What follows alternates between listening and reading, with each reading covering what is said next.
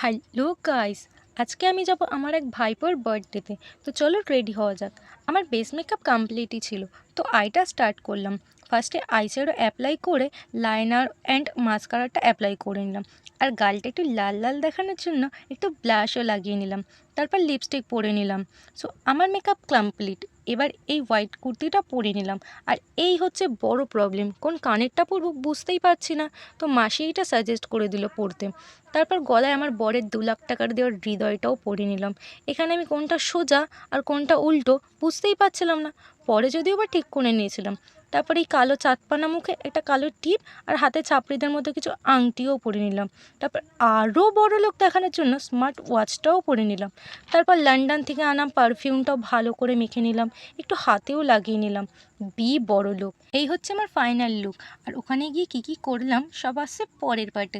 তাড়াতাড়ি সাবস্ক্রাইব করে নাও।